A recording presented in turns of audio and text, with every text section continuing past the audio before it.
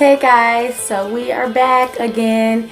It's me, Dawn of Raising Our Sons in America, and we are here just to answer a couple of your questions about going back to school and what should I do. A lot of you guys, your kids have been back in school already, virtually of course. Some are still almost there, not quite in yet. But just a couple things. So number one, back to school dues.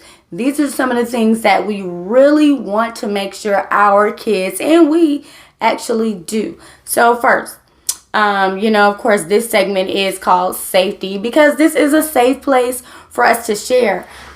So do you have a schedule? That's number one. First thing, always have some type of schedule. It doesn't have to necessarily be minute by minute, but our kids need structure. They crave structure. No matter how much they try to go against it, they need it, and they actually do want it. They enjoy it. They appreciate it.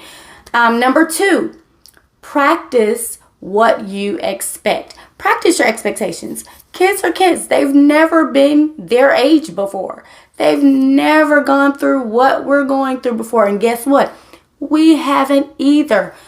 The parents, we've never been through a pandemic. Well, most of us have never been through a pandemic before. Teachers have never gone through a pandemic before. They've never had to teach. So you have to teach what you expect. If you expect your students to get up if you expect your children to get up in the morning and do their morning routine, teach them what that is. What does that look like?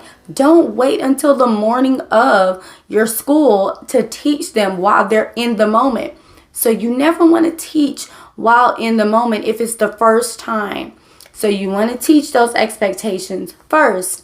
And then when you're in the moment, you're right there being their cheerleader, explaining them, reminding them what it is you've already taught them. And then you step away, you kind of gradually release yourself from it and allow them to practice it on their own. And then, of course, lastly, you want to give them positive praise when they have shown that they have done those things that you've expected them to do. Positive praise is like my number one go-to. You always want to praise your children. And then you want to give them encouragement. If they don't quite meet the mark, you still give them encouragement. Teach it to them again. Teach them the expectation again. And then do it again. All right. And then, of course, lastly, do be patient. That's number three. You want to be patient. Like I said before, this is everybody's first time experiencing this. So you want to be patient. So if you, if you're like me, sometimes I get a little impatient. Okay, maybe a lot impatient.